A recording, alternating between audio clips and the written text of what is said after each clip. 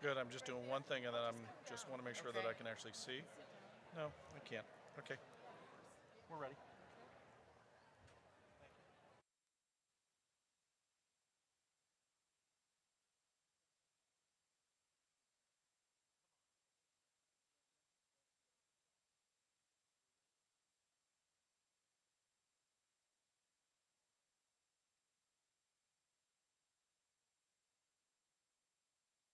Ready to go.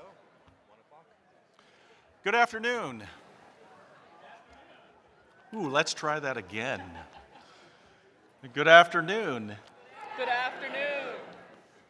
It's a delight to have you here as we begin our 114th convention. And I want to welcome you to that, and I call this 114th convention of the Diocese of Olympia to order. And welcome you to the celebration of our theme, Come to Me and I Will Give You Rest. And I'm using my gavel as it is indicated here in my notes.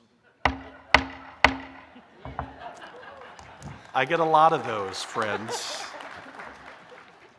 So let's begin this afternoon with a land acknowledgement. The Episcopal Diocese of Olympia is committed to healing the wrongs of the past through the work of proactive advocacy today. We seek to address the need for healing in all parts of our society, and we stand in solidarity with Indigenous peoples globally to acknowledge and address the legacy of colonial occupation and policies of domination. Our Christian heritage has taught us that a healed community of peace is only possible in the presence of justice for all peoples. And we seek to build a beloved community that can be a sacred household, a sacred circle for all of creation, a society of right relationship, and a diocese in which we honor the heritage and presence of the Indigenous peoples who have lived here for generations and who abide here still. And so this afternoon, I wish to acknowledge that I am acutely aware that all of the churches of our diocese exist on the traditional lands of Indigenous peoples who lived on that land for thousands of years prior to the arrival of European settlers. The land on which we meet today is the ancestral land of the Puyallup, the Cayuse, the Umatilla, and the Walla Walla people, and has been stewarded by those people throughout time immemorial. And I give gratitude to them for their care of creation and seek to honor them today. I'd like to introduce to you the team that is here with me at the front providing leadership for this convention. And I invite you to raise your hands, friends. Jamie Balducci from Epiphany Seattle is our chair of Dispatch of Business. Judy Andrews is our diocesan chancellor and our chancellor for this convention. Brian Chrislock is our vice chancellor and will be our parliamentarian for the convention. The Reverend Canon Dr. Marta Steedman Sanborn is our secretary of convention. And in addition to that, someone who's not seated here, but still among the leadership, is the Reverend Jonathan Weldon, who is our chaplain serving for this convention. He's at table 40-something, way over there, and he's waving at you. Welcome, Jonathan, and thank you. So now I call on the secretary to certify a quorum. I certify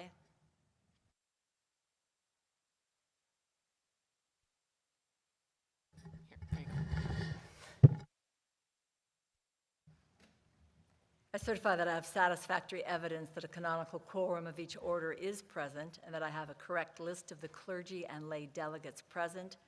I move that we dispense with the calling of the names. If there is no objection, we will dispense with the calling of the names. Some of you might wonder what it would mean if someone were to object.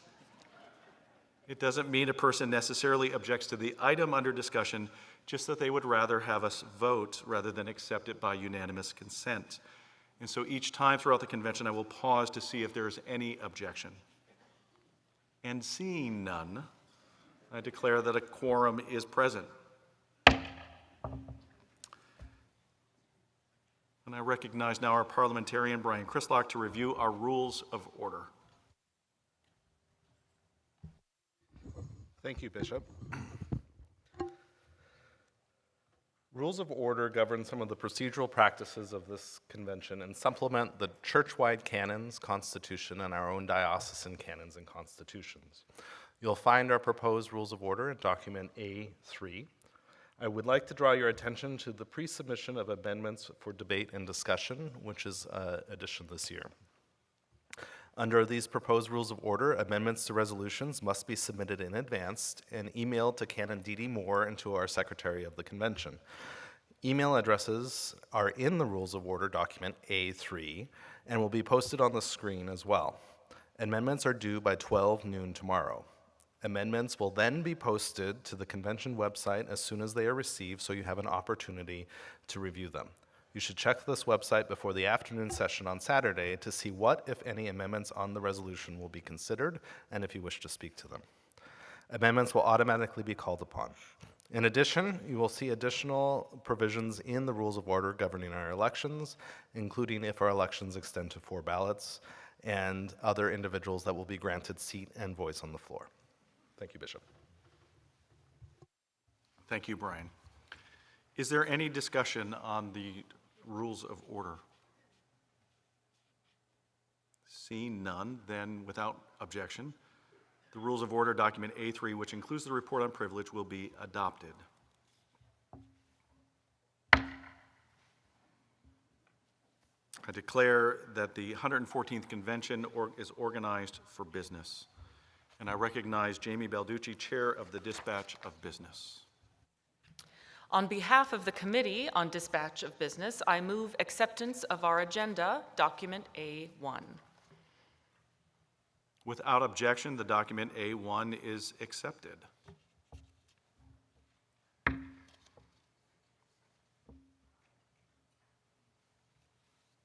believe that that is all that we need to take care of from this table this afternoon, and we will move into the plenary session. And so we're just going to move a little bit here to our other places. Thank you.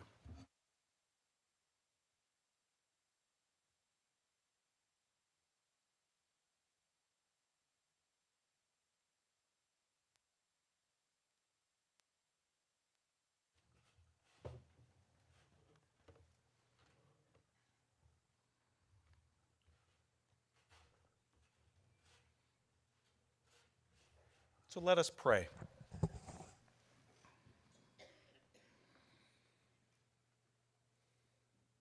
Holy God, we are grateful for this day, for this convention, and the opportunity to come together to consider the people that you call us to be. As we continue in conversation and learning with one another, we ask that you would be present, so that we might be guided by your Spirit to be the people you call us to be, and might share your message of hope and love in Western Washington. All this we ask in the name of Jesus. Amen. So if I were to ask you, what kind of church do you yearn for? I wonder what you would say. And so I'm going to give you a moment to do that. Turn to a neighbor. What kind of church do you yearn for?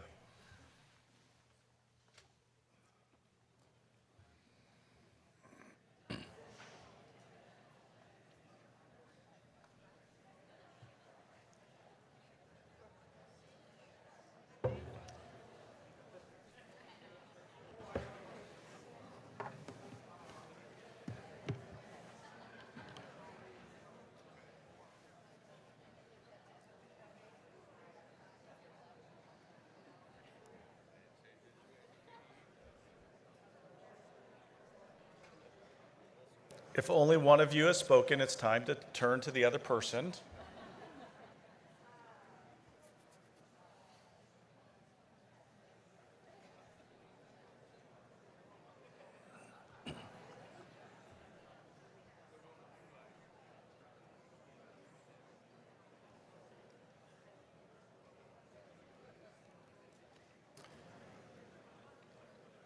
So often when I hear answers to this question, it turns to some way around the way that things used to be, is what we yearn for most of all. It's this sense of nostalgia. We hear about the 1950s, which are now almost fully 70 years ago. But somehow that idea of a family coming together and being at worship, all gathered together and noticeably all white in this picture, we somehow think that that's the ideal. And the focus, not me, I heard someone say. Thank you, ma'am. Beverly, I see that hand. It's this sense of focusing on membership is the other thing that I often hear, that we need to get more bodies in the pews, although we don't usually say it that crassly, even if we think it that way, right? Because we need to have people be a part of what's going on so that we can survive. We often yearn for survival. Here's Jesus' mission that we get in the opening of the Gospels. Jesus unrolled the scroll and found the place where it was written, "The Spirit of the Lord is upon me, because he has anointed me to bring good news to the poor, sent me to proclaim release to the captives and recovery of sight to the blind, to let the oppressed go free and to proclaim the year of the Lord's favor." Doesn't sound like membership, does it? And yet, it's a call that Jesus had, that he felt had been given him from his Father to go out and to proclaim good news and to lift up those who were captive and help those who could not see to see anew and to let the oppressed go free.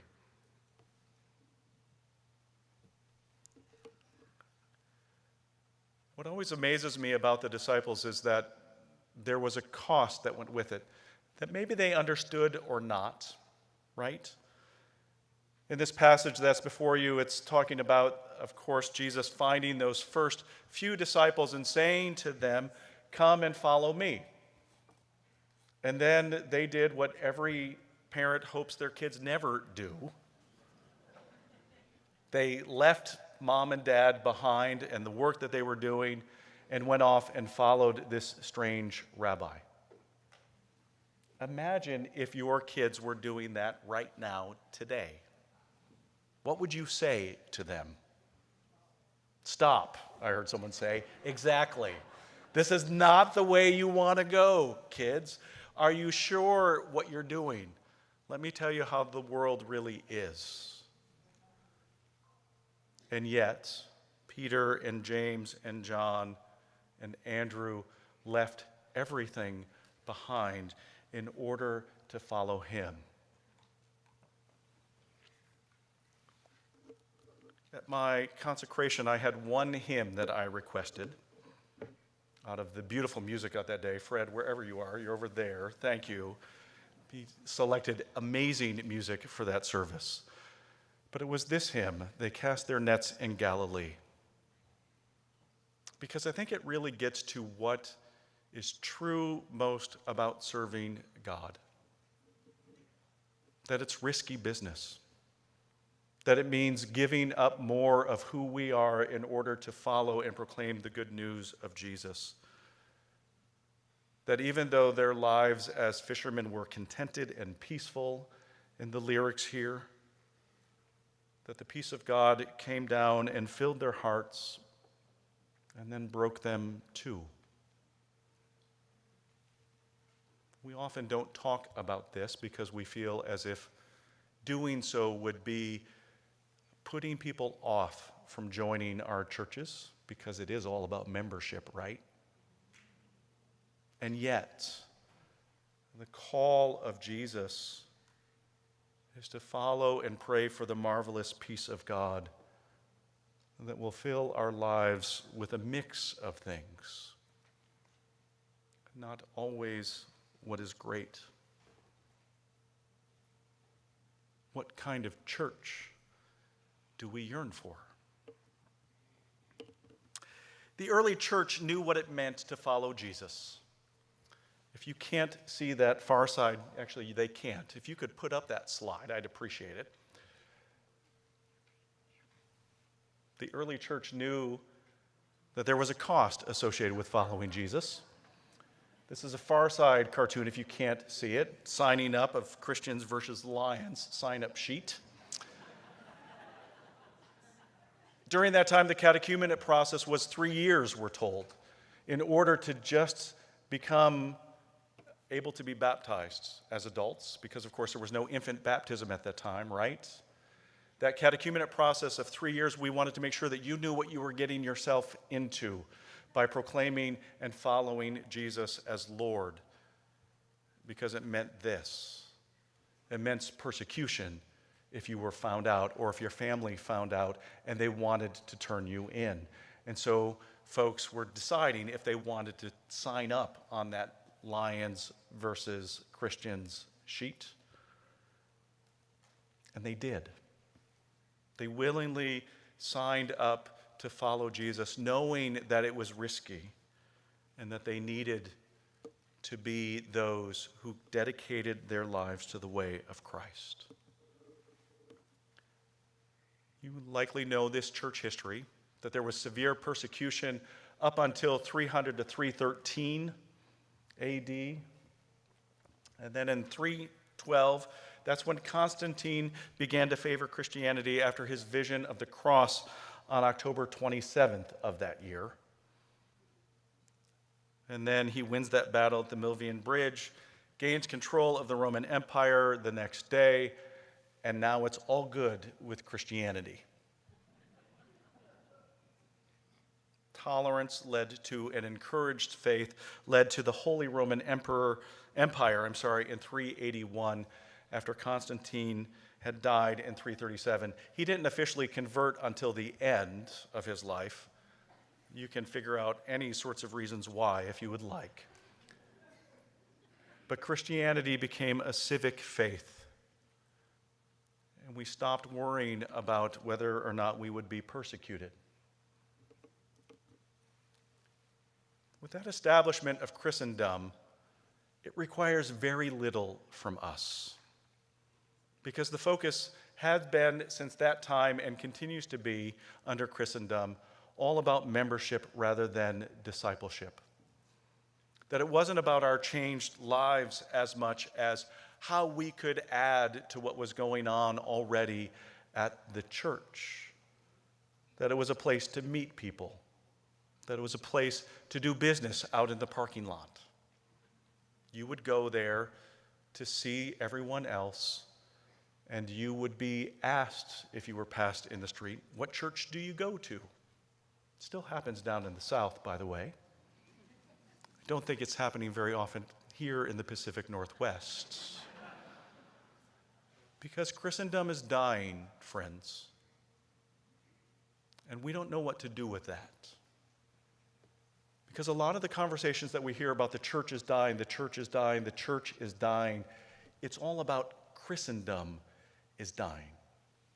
That civic faith that asks so very little from us. In fact, we here in the Episcopal Church say all members of this church who receive Holy Communion at least 3 times during the preceding year are to be considered communicants. All communicants of this church who for the previous year have been faithful in corporate worship, unless for good cause prevented, and having been faithful in working, praying, and giving for the spread of the kingdom of God, are to be considered communicants in good standing.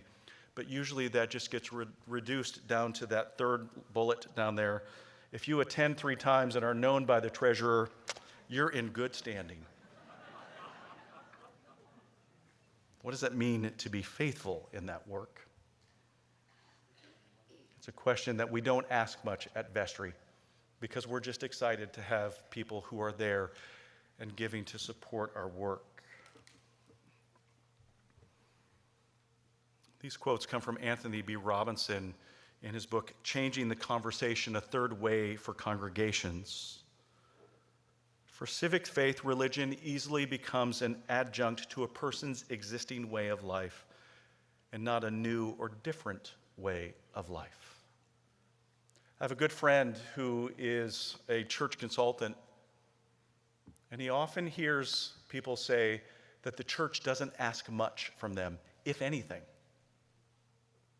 and that they would gladly give more of themselves if they were even just asked. And we have a tendency to set the bar so low when it comes to membership that we're just grateful to have you, that anything sort of flies. And yet, we're at conversations about discipleship. Robinson writes, civic faith did not require or entail a relationship with God or a lived experience of the gospel. In fact, keeping faith civil and socially acceptable may seem to disallow such experiences, or at least require you to keep them strictly to yourself. How do we become the church that we yearn for?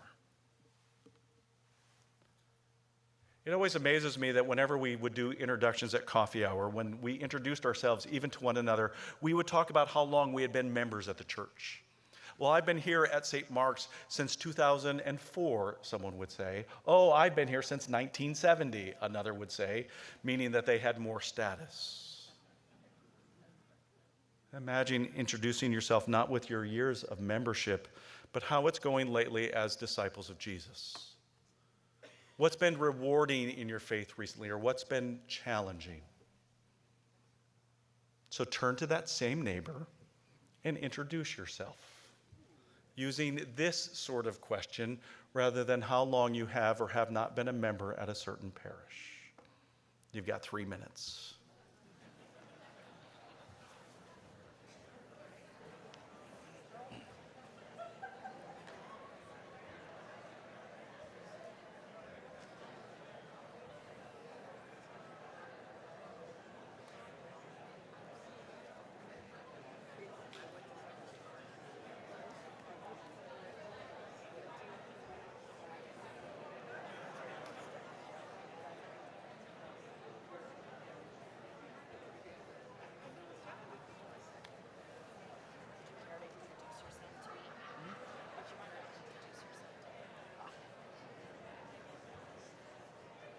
I'm going to drink some water.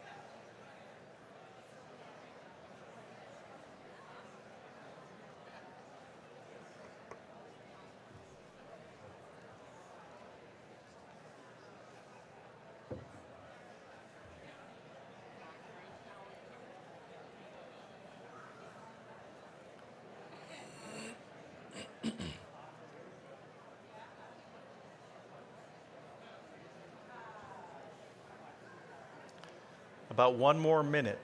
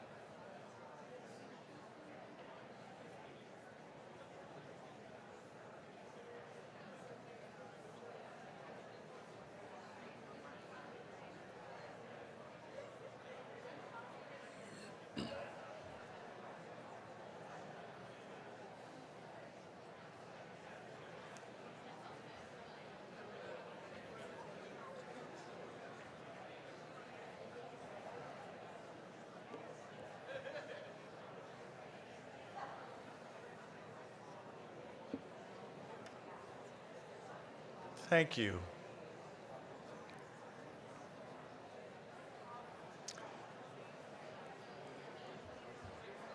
I'm going to call you back together.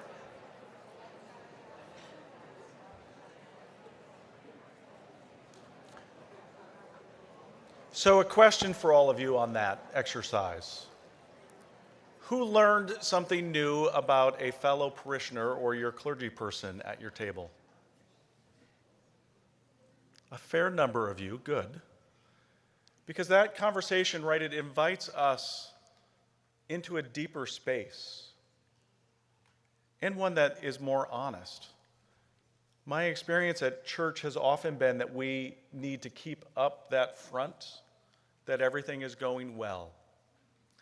My experience as a priest has been that when parishioners started having difficulties in their lives, they would stop attending church because they couldn't admit, for example, that a child of theirs was facing a mental health crisis.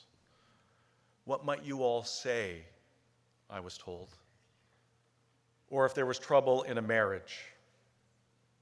And yet, isn't that exactly what we're for? A place where we can go and be ourselves. And I don't know how it is out here yet in the Pacific Northwest, but back in New England, we were really good at offering support and horrible at receiving it. Because it would mean admitting that we would need help. And my hope is that we can understand and see more broadly that we are all fellow pilgrims in this life of ours. And there will be times when things are going well and times when things are not going well, and we need to constantly reach out to one another to receive that. What kind of church do we yearn for? This is from Anthony Robinson again. He writes, "Where can I meet and be met by a God whose presence, power, mystery, and mercy are real and palpable and life-changing? Is there a church where they don't simply talk about God as an interesting concept that provides a stained glass backdrop for middle-class morality, but where people experience God and where faith is a relationship to be confessed and celebrated?" I think the kind of faith that we've lived into is that one of Christendom, where we're more concerned about membership than about changed lives. Every year we ask all of us to fill out parochial reports. How many of you enjoy doing that work? The one over here, two in the background, thank you. And yet, we focus in primarily on numbers and the average Sunday attendance or the ASA and how big is your budget. And sometimes when clergy get together, those are the kinds of things we talk about. How many people did you have at Easter this year, we ask. What often doesn't get asked is how's it going for building disciples of Jesus? How is the mission that you're engaged in changing the community in which you live? How are you being someone who lives into this call where you experience God and faith is a relationship to be confessed and celebrated? For me, those are the more important questions. Not that we ignore where attendance is or where budgets might be and all of that, but that we at least recognize that as we're shifting from Christendom to being disciples of Jesus on the way, that we focus on things that truly matter. Because our purpose in the church is to call and form and sustain disciples of Jesus. That's our work. Come and follow me, Jesus says, and I will make you fish for people. So what I would like to do with the rest of the time that I have is to spend a little time for all of you to think about that. How many of you are extroverts out there? You're going to hate the next 10 minutes. I'm asking you for 10 minutes to do some individual reflection. Extroverts, I want you to stay seated as well. No going off now to the restroom. 3 questions for you, and you have in front of you cards, orange and green and yellow, or orange and lime and I think lemon or tangerine. Actually, it wasn't orange, it was tangerine. However you want to detail that. Take one of each. And I am asking for you to turn these back in if you are willing to kind of help us out. So they will be collected at the end. The folks on staff said, please ask them to write legibly. So that first question is this, on the orange card, and we'll leave this slide up for you to take a look at throughout. When have you had a glimpse of the realm of Christ? What did it look like? How did you experience it? On that green card, what is Jesus up to already in your wider community? Realizing that God's work is there before we even show up on the scene. What's going on? And then how might you and your parish share in that work? And then finally, on the yellow card, what is distracting you or your parish from the mission of the church to live fully into the way of Jesus? So if I could keep that slide up for these folks so they can do that, because that was a lot of information, and this is... And I know those of you who are watching online, I'm sorry, it's going to get boring here for a couple of minutes. But take 10 minutes, and I will set the alarm for this, to say to yourself the answers to those 3 questions. You have 10 minutes to do so, starting now. And then we're going to share together, as you can see down below, where you'll have more answers for that, or time for that. So 10 minutes.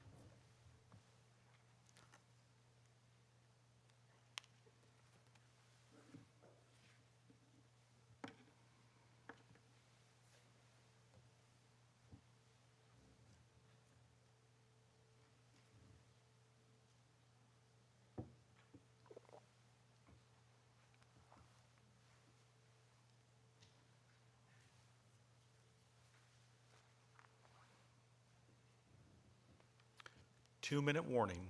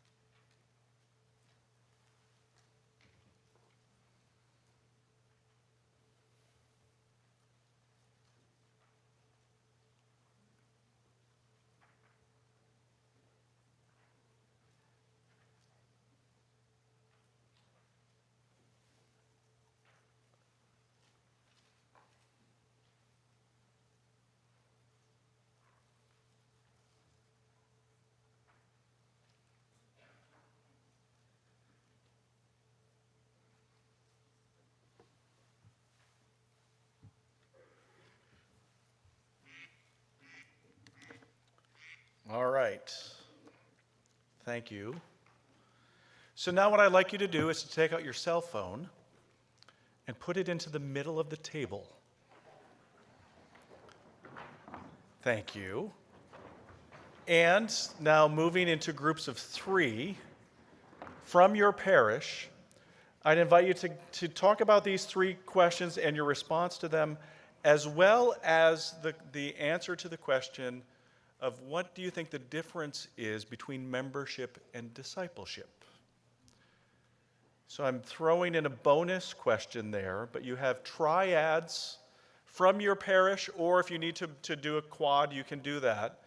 Groups of 3 or 4 from your delegation, conversation around these 3 questions, and also the conversation around membership to discipleship. And I'm going to give you 15 minutes for that, just to engage in some deeper conversation. If anyone takes their phone from the middle of the table, there's no threat there. Just leave it there. 15 minutes.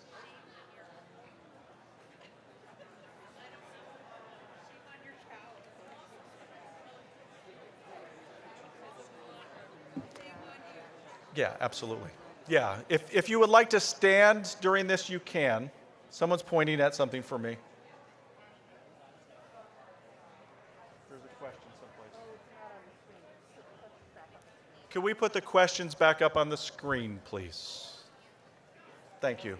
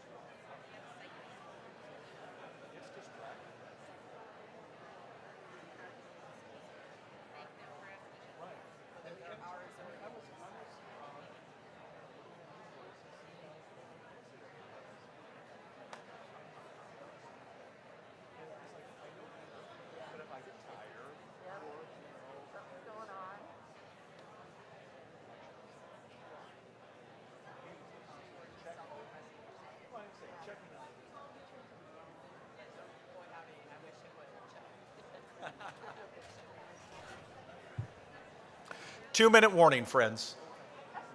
And again, if you haven't gone to that fourth question of the connection between membership and discipleship, I encourage you to do that if you've run out of things to talk about.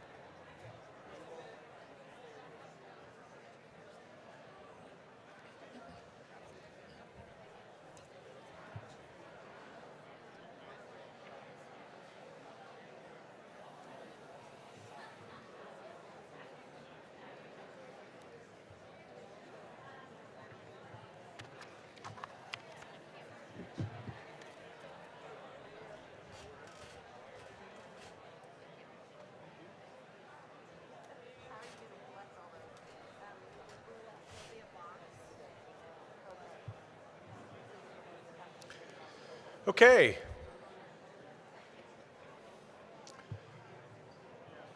So now I'd like you to open that conversation up with other parishes, to have a chance as delegations to learn. Some of you might be a parish at a whole table, so you're going to have to spread out around. Some of you might be at a table with another congregation or parish, and so I just encourage you to have a cross-table talk.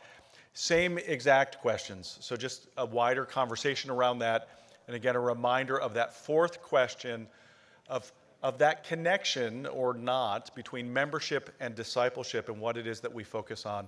And I'm going to give you 15 minutes again for this. It feels like a lot of time, but it's really good to have that conversation with folks, to learn from one another and to hear what's going on. So 15 minutes for that.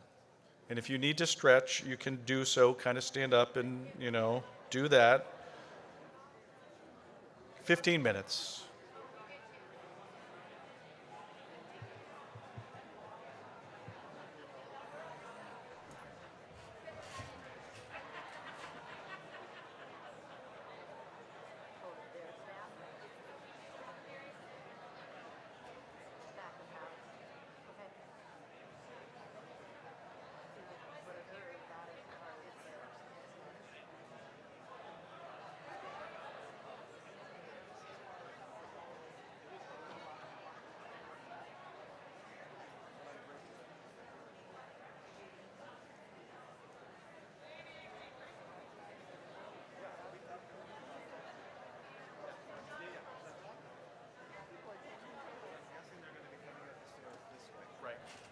So you'll come up, you'll present. So if I stand back here, Does that give you a good enough shot? Take a look at it. That feels kind of weird. I don't think I like it.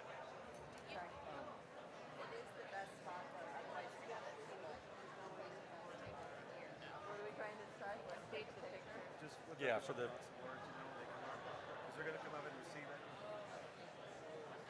I think back there with the purple is better. Yeah, I can. What if we just step back? Yes. Yeah. Because they'll be here, so you'll just step and back. then I can just invite sort them of- down. I can just come right here and just Yeah. do that. Just Because then when you're done, they'll walk down. Too far back. That's your on deck chair. For who's next up to speak. Because why that's it's their there. last shot. 'Cause then they'll walk off, you'll come back to the podium. Perfect. Just sort of slip off. That works. Need to go over names, or do you want me to just record it and send it to you, or do you want me to?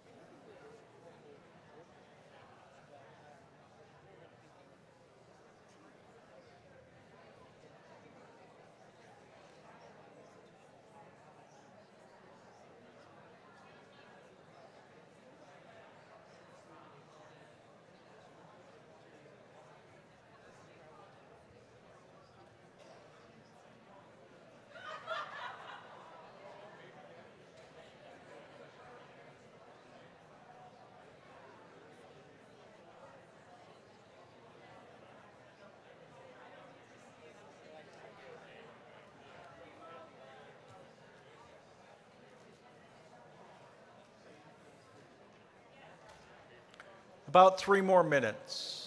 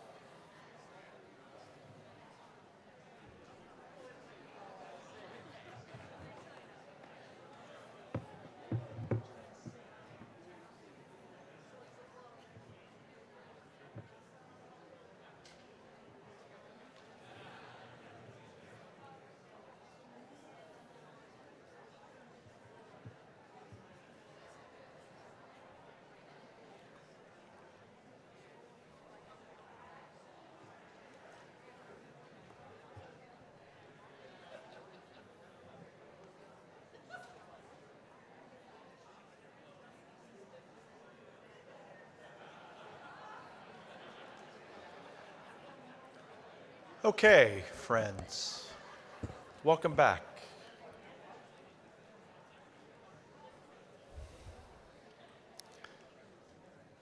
Thank you for engaging in that process together with us. Just in terms of housekeeping, we invite you to take your cards, put them into the middle of the table. If you would like to remember what you wrote, you can grab your phone now and take a picture of it. But then I'd also invite, we've got a few minutes left. If there's anyone that would like to respond to this to the wider body around any of those questions, which are still up, or the question around membership versus discipleship, or answering the bigger question of the church we yearn for, I invite you to come to these microphones here at the center. It says pro and con. That is not for right now. But if you would like to say anything to the rest of us as a group, I encourage you to do so.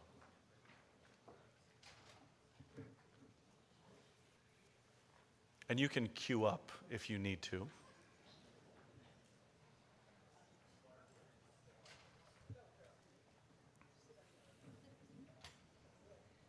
Yep, number 1 first. Yep, go for it. Sir, tell us who you are and where you're from. Sam McGill from St. Hilda St. Patrick in Edmonds. What's distracting us is membership. We're small. We lost people in the pandemic, et cetera, et cetera. We have a very part-time vicar who happens to be on sabbatical. Our lay leaders are exhausted. Exhausted. What I yearn for is a conversation in the entire Episcopal Church on the fundamental structure of the church that has reasonably well-to-do urban parishes and missions all over the diocese and the church, I believe, who are on their knees. And I think there's something wrong with that fundamental structure if we are to be disciples, even in little towns. Thank you. Thank you.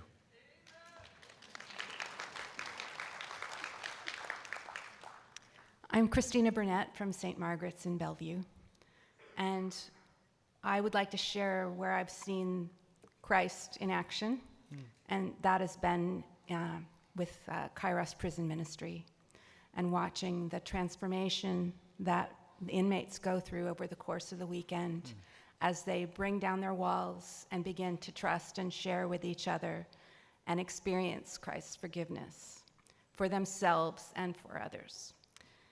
And full disclosure, I'm the Kairos of Washington State Chair. That's okay. Thank you And for I that. would like to request you all to pray for Kairos Prison Ministries. We have not been able to return to the prisons since the pandemic. The Department of Corrections has staffing issues, among other things. But we would love to have your prayer to open those doors again so that we can go back to bringing Christ's love to those in prison. Thank you. Thank you. Howdy, I'm Duncan from St. Clement of Rome Parish in Seattle, and I also want to talk about where I have seen God. And for me, that is in just the different generations that all come together in corporate worship in a parish. I'm a young man. I've got my own experiences, and I remember my very first All Souls Requiem service and sitting with widows and with widowers who have a completely different relationship, possibly, with that day. What are they praying about? What am I praying about? Coming together in corporate worship has been the greatest gift of becoming a Christian. So I really see God there. Yeah. Thank you. Well, I'm Mike Knowles from St. Margaret's as well. I want to speak to the first question because I've talked about this before, but it was an experience that I had with a group of men gathered together. For a number of years, was pretty heavily involved in Crucio. And one of the Crucios, which just happened to be at my church, actually, we had a gentleman who was not quite well during the weekend, was really having a lot of anxiety about being with us. But we had a healing service where we actually invited him to come join us, and he did. The thing that happened during that healing is that we all laid hands together on that man. There were probably 20 of us, 30 of us, I don't remember. But what we experienced together was a great light, everything being lifted off, everything being taken away, and being one with God. And it still gives me chills when I think about it. But I do share it with a lot of people because they wonder what an experience with Christ is like, or God. And I've had several. But anyway, I wanted to share that one. Thank you.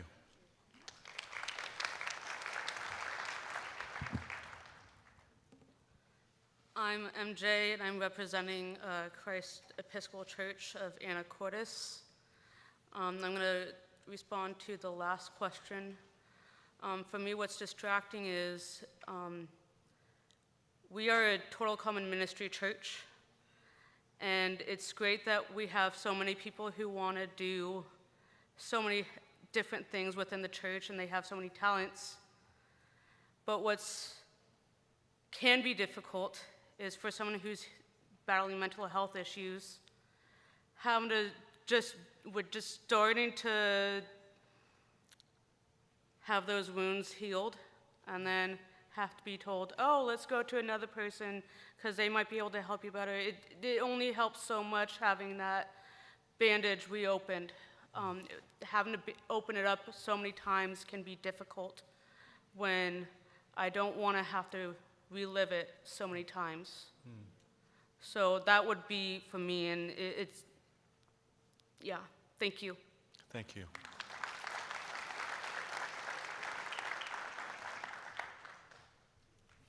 Thank you for that. I'm Deacon Kay from St. John's, Gig Harbor, and three of us women were talking about the realm. One of us talked about being in Northumberland, England, and being sick, and having the community at St. John's surround her with the kind of love that Jesus was wrapping around her in a foreign country. Another woman was talking about the love of an almost 100-year-old woman in our parish who was on her deathbed and continuing as she was just about to enter heaven into the presence of God, ministering to us. And then another was talking about being excommunicated from one church because of divorce and accepted into the Episcopal Church and is now ordained. So the realm of God, far beyond the thresholds of our own buildings. Yes, thank you. I'm Scott Backus from St. Margaret's in Bellevue, and I wanted to share a impediment, a thing that's kind of in the way of discipleship, and that is kind of baggage. I feel like, especially those of us who have been in the church for a while, we have our vision of what it was 15 years ago, and we loved that. And what it was before COVID, and we loved that. And what our 6-inch thick glasses are keeping us from is that, and the 6-inch thick glasses are that past, because we know what we loved. We remember it, fondly. But the church that Jesus is having us work with is in front of us. They're beside us right now. And we don't see them because we're so hung up on the past. Mm-hmm. So the challenge is for those of us with some gray hairs to let go of that enough that we can do Christ's work. Thank you. I'm Kevin Montgomery from St. Paul's, Seattle. And I think one of the things that I know, at least for me, distracting me is, always thinking of, oh, well, we could be better at X, fill in the blank of whatever that is, or, we're not doing this, but not focusing or paying attention to what are we doing, right, and trying to find out what God is doing. And I think connects with discipleship, which is about learning, and one of the first steps of learning is to say, I don't know, I want to learn.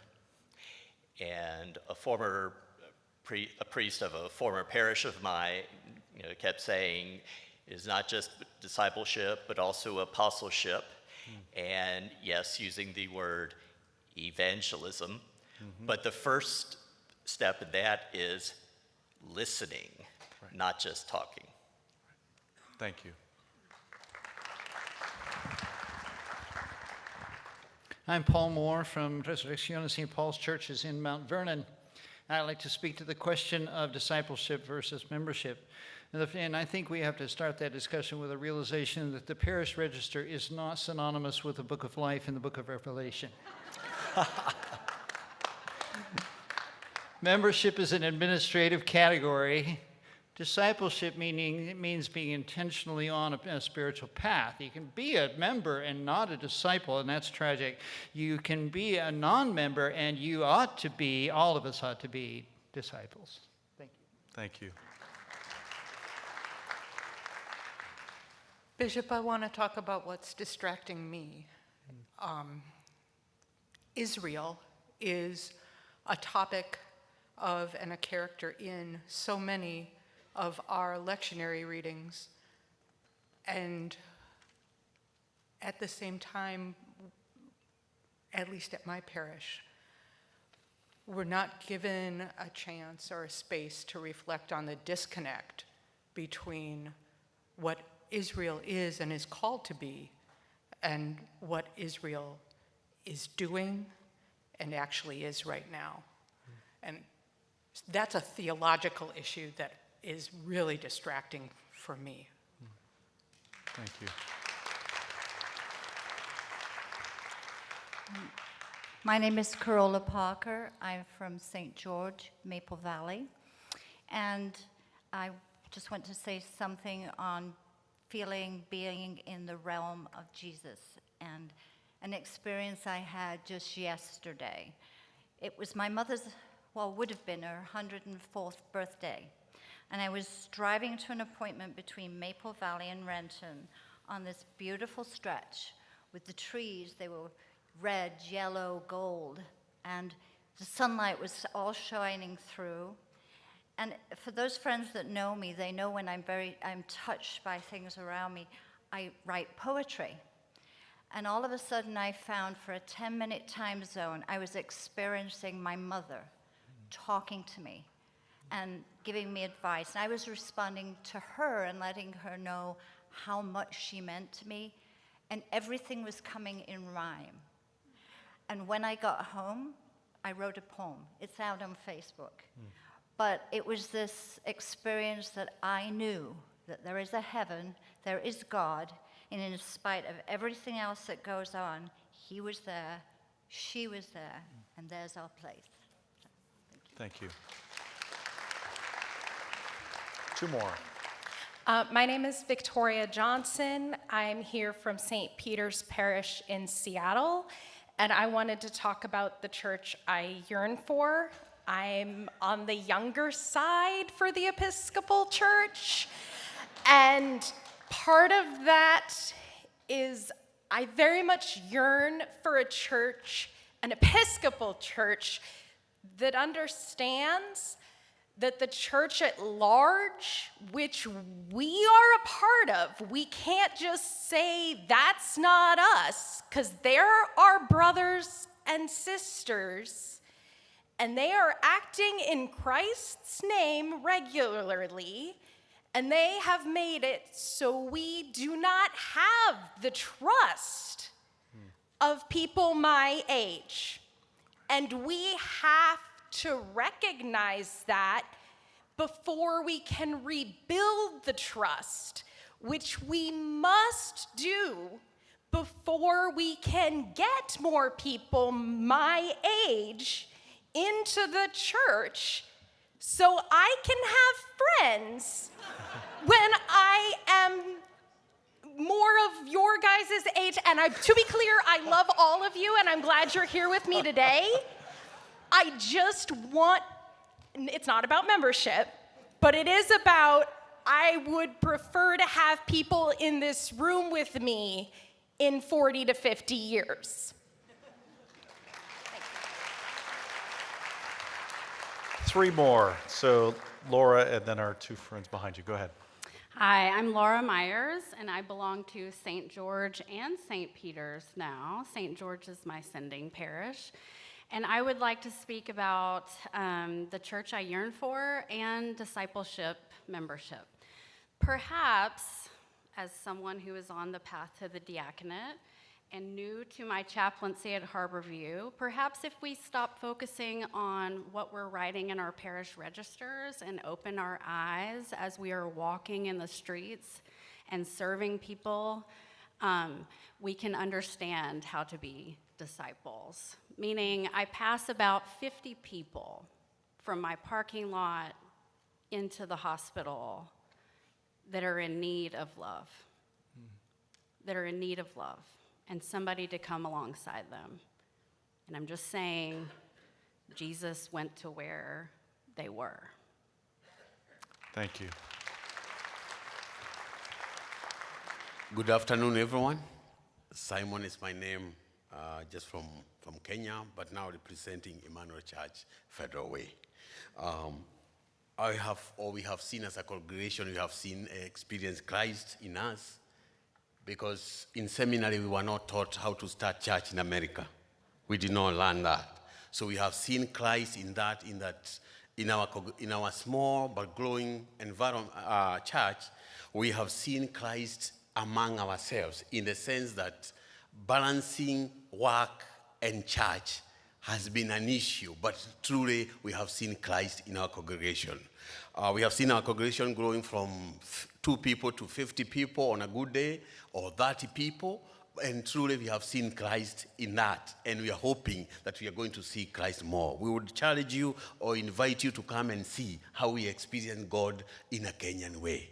That's number 1. Then number 2, there's some of the distracting things which really distract us is because unlike back in Africa, where I was a priest full-time and I was paid full-time, in here, I have to juggle between work and pastoral visits. And therefore, I have to pay my bills and I have to see my members. And when the members are sick, there's no connotation or a written thing saying that he is supposed to be working and the parishioner expecting me to be their house. That's the greatest challenge that we have, and that one also I didn't go to school for. So that's a distracting thing into that. Lastly, but not the least, the distraction also sometimes comes in when in our congregations, like I minister to different people from different faiths, and therefore the issue of politics comes in. Church politics is one of the horrible experiences that I would not want anyone to experience. But I know you experience them in the American way, which might be easier than from the African way. But lastly, but not the least, the issue of commitment also has been an issue to us because the shift, some people work in different times, and therefore on a good Sunday you get 40, on another Sunday you get 15. So how also do you balance? But again, as the bishop said, the membership also comes in. On a Sunday, you ask me, how many members do you have? It's hard also sometimes to say. Because if you find there are 50, next week you find there are 15. So how many members do I have? God bless you. Thank you. Thank you, Bishop. I think I will be the last one. Thank you. Yeah. My name is Captain Leverett Paul Karume. I serve in All Saints Goshen in Tacoma. We share together with the All Saints Tacoma. I wanted to talk about the discipleship and membership. One thing, the church have taken too much on registration more than discipleship, in such a way that you find you have quite a number of people who are registered in your church, but you have few members because we have run away from discipleship.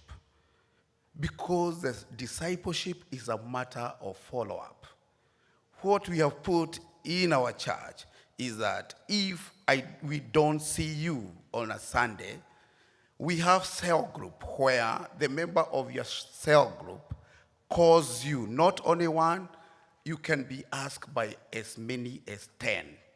Where were you today? We did not see you. So it becomes a good discipleship instead of a membership. Because you have a WhatsApp group which have got 100 members, but you only have 10 Christians. So you need to look at that.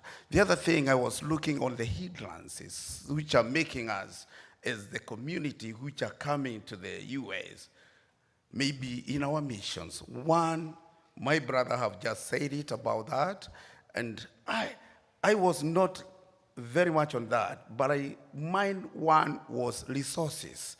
Resources is not only money, even human resources. Because when our people come to US, they become so much committed with the so-called daily work. So you don't have regular Christians in your church. Even though money can be part of that, I would say the other thing which is hindering us too much is the new technology. Because there are so many technology these days. You can see these days, you are talking there, Bishop, but you can see you from that one. So that's another thing, is a technology. I know most of us, maybe some people who were growing up, we didn't know how to stream these things live. But we need to grow up with the situation. To finish up, I would like to say this. Episcopal, when I think I was like Canonelians can say that, I was the first Kenyan clergy to be brought here by Bishop Greg. But now I want to thank God because we can start seeing some black spot everywhere, because we used to know that Episcopal is into court, is a church for the white. But now, this is the high time you start to embracing us so that we can have a good thing looking like that. We were talking with one of the clergy here and I was telling them, imagine all of us, we came with black suits. How could this room look like? It is dull. But now, because everybody had a chosen color, that's why you can see we look smart. I wish you're going to have so many blacks, not to overdo you, but so many tables with the black people, they are sharing. And you come and share our experience from where we come from. Because knowledge is power. Thank you. God bless you. Thank you. Thank you so much for engaging in this process, and I'm now calling on Marta, who has some announcements for us.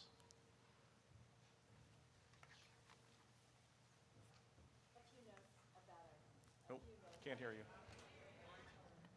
A few notes about our schedule for the rest of today and tomorrow. We have 2 workshop sessions this afternoon at 2:45 and 4 p.m. Digital copies are on the website. Printed copies of workshop descriptions are available at the registration desk. At the conclusion of the workshops, return here for evening prayer, which begins at 5:10 p.m. Seating will be open to all for evening prayer. We will be remembering baptisms and deaths at that evening service.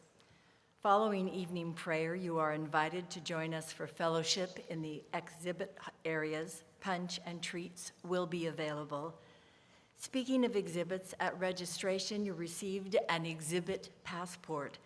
If you collect a stamp or sticker from every exhibitor and take your completed passport back to the registration desk before 1 p.m. tomorrow, you will be entered into a drawing for a dinner for 4 with Bishop Phil and his wife Melissa, and the bishop will be cooking.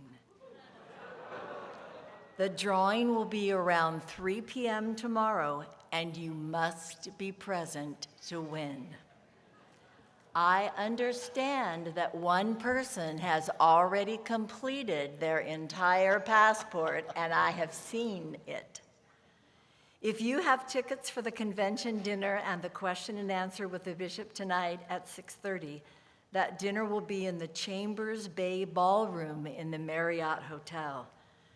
Tomorrow, registration will open at 7:30 a.m., and every voting convention member needs to be assigned a keypad.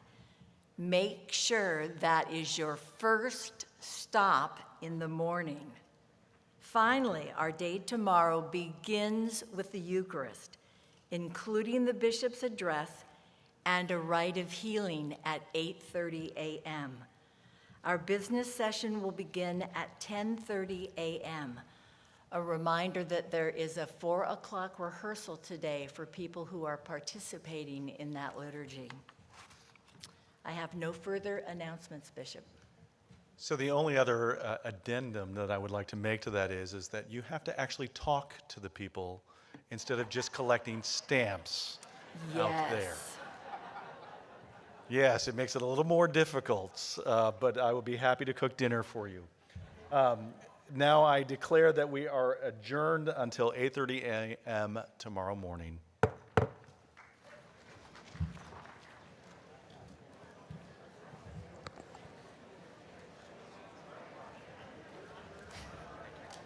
You are so welcome.